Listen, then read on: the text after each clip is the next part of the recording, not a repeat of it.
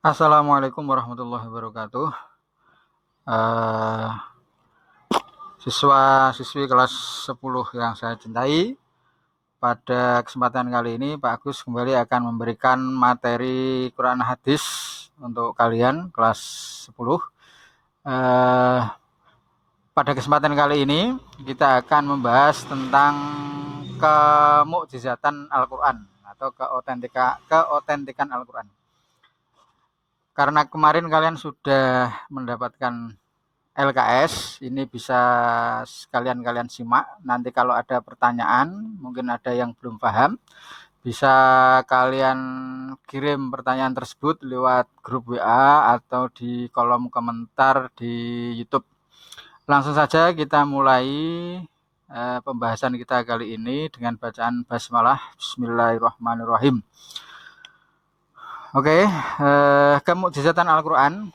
Nanti akan kita bahas tentang pengertian mukjizat.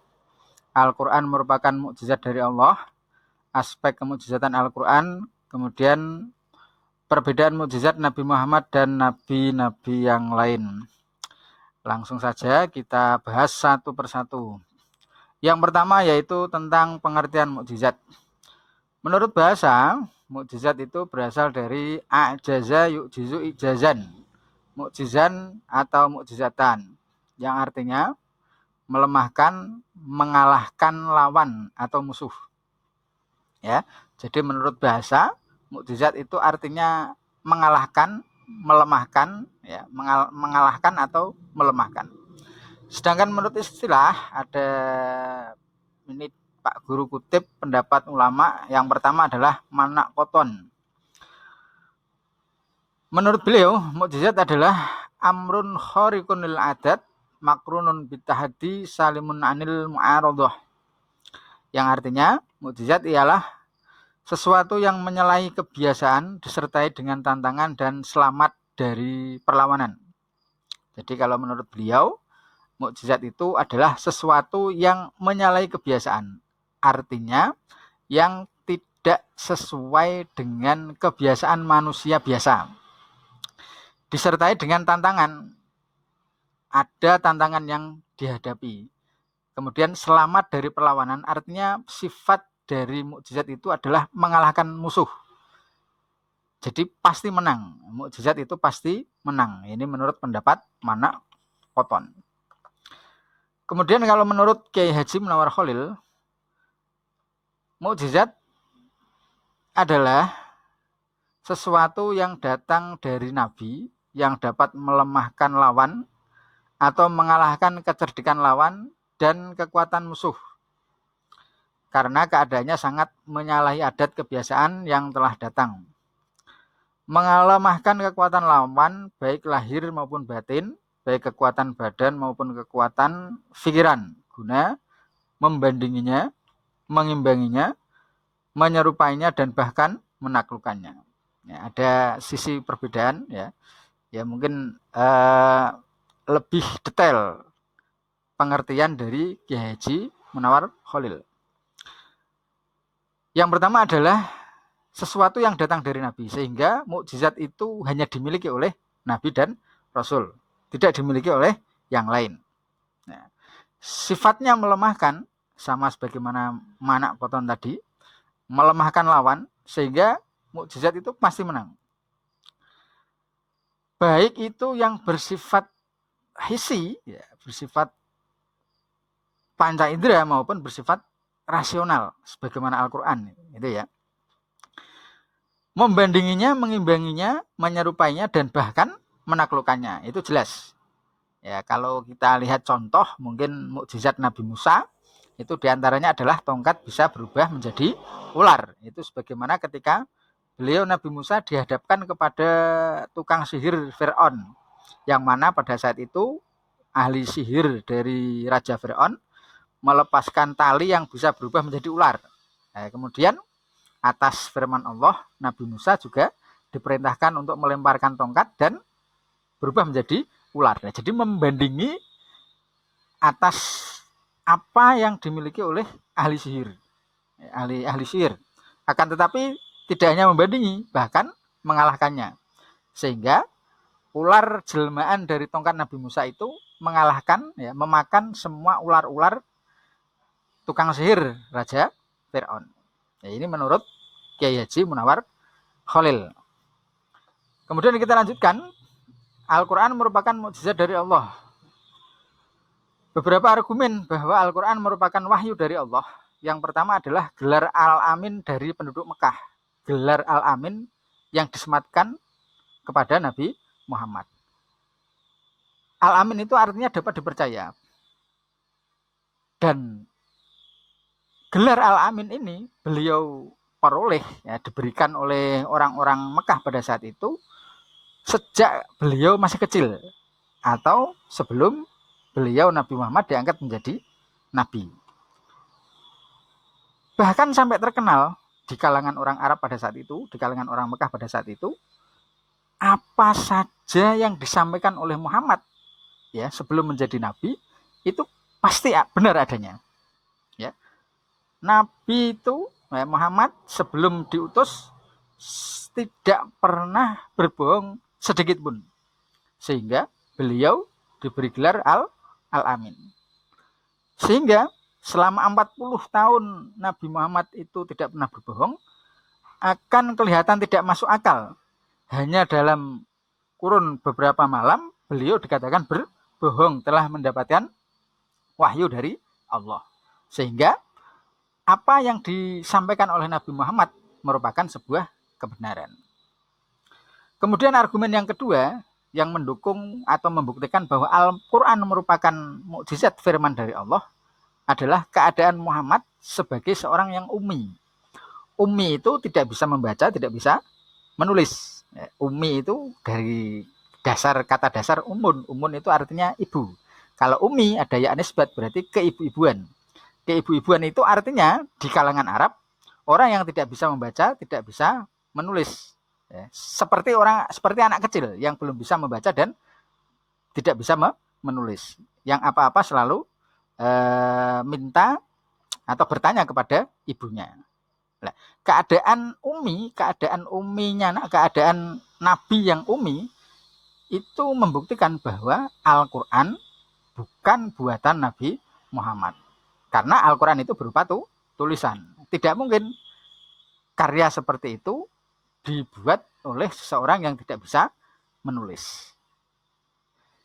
Kemudian yang ketiga, tantangan Al-Quran kepada ahli syair Mekah untuk membuat satu ayat yang sama dengan Al-Quran.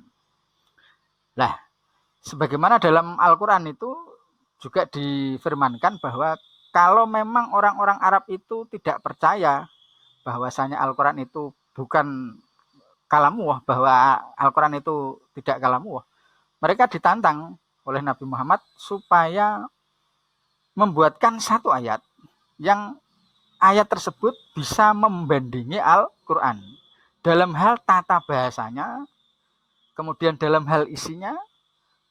Ya, ternyata orang-orang Arab, khususnya ahli syair pada saat itu, tidak mampu untuk membuat sebagaimana Al-Quran. Nah, ketiga argumen ini secara umum, secara garis besar yang Pak Guru terangkan di sini, membuktikan bahwa Al-Quran betul-betul mukjizat dari Allah.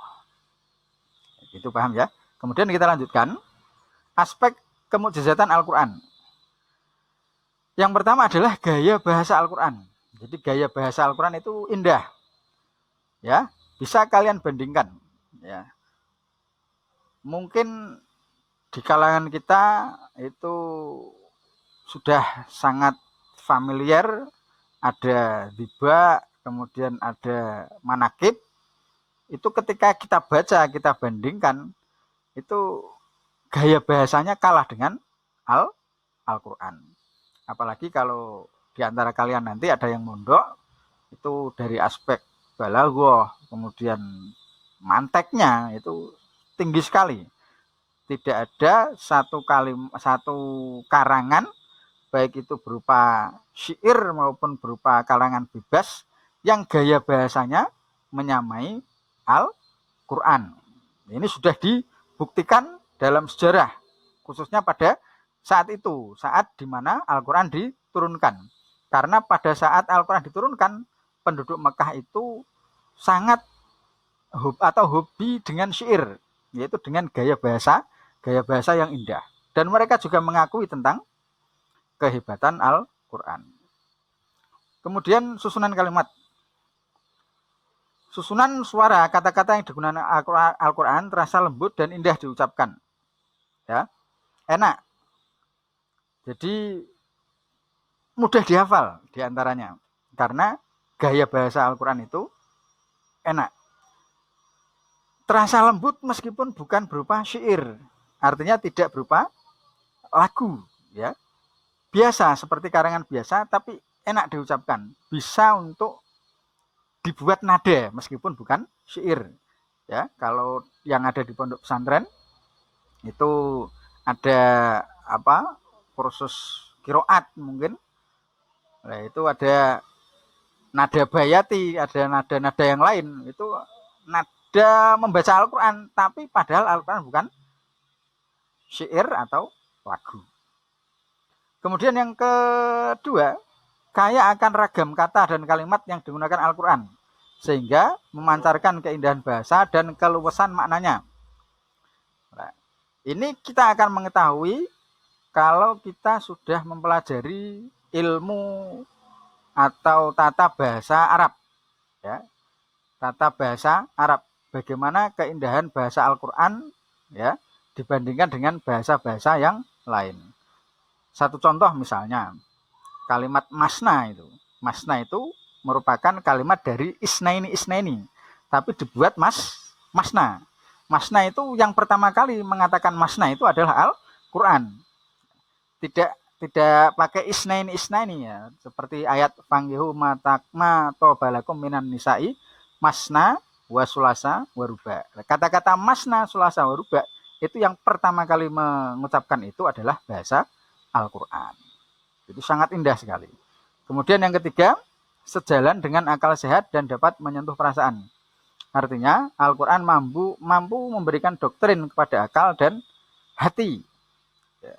Sejalan dengan akal sehat. Nah, ini sudah masuk kepada isi Al-Quran. Nah, nanti kita akan pelajari kandungan atau pokok-pokok isi Al-Quran pada pertemuan berikutnya. Nah, ini diantara aspek kemukjizatan Al-Quran. Kemudian kita lanjutkan perbedaan mukjizat Nabi Muhammad dan nabi-nabi yang lain. Mukjizat nabi-nabi yang lain itu bersifat indrawi, ya, indrawi atau hissi. Sebagaimana tadi Pak Guru contohkan, misalnya mukjizat Nabi Musa itu tongkat bisa berubah menjadi ular, kemudian bisa untuk membelah lautan. Kemudian mukjizat Nabi Nuh membuat kapal, itu kan kelihatan semua. Sedangkan mukjizat Nabi Muhammad itu bersifat rasional, meskipun ada beberapa mukjizat Nabi yang juga bersifat hissi atau indera, bisa dilihat tadi. Misalnya Nabi itu bisa membelah bulan. Kemudian di antara jari jemari Nabi mengeluarkan air yang bisa digunakan untuk wudhu dan bisa diminum dan lain sebagainya. Akan tetapi memandang mukjizat paling besar Nabi Muhammad adalah Al-Quran. Nah, ini berbeda dengan mukjizat Nabi yang lain. Kemudian apa? Kemudian selalu sesuai sepanjang masa. Artinya mukjizat Al-Quran khususnya ini itu sesuai zaman dan untuk semua manusia. Sebagaimana Nabi diutus untuk semua manusia, bukan kalangan tertentu. Hal ini berbeda misalnya kalau Nabi Isa, Nabi Musa itu diutus untuk hanya kalangan Bani Israel. Sehingga isi dari kitab yang diturunkan kepada Nabi Isa maupun Nabi Isa atau nabi-nabi yang lain, Nabi Musa, Nabi Isa, Nabi Ibrahim misalnya, itu juga dikhususkan untuk umat di mana Nabi tersebut diutus. Nah, ini berbeda dengan Nabi Muhammad. Kalau Nabi Muhammad itu karena diutus untuk semua umat, kafatan, bahkan manusia dan jin, ya, kalau dalam satu ayat dalam Al-Quran, sehingga isi daripada Al-Quran itu mencakup semua manusia dan untuk semua zaman. Sehingga mulai dari awal diturunkannya Al-Quran sampai besok hari kiamat, Al-Quran akan tetap sesuai dengan masanya.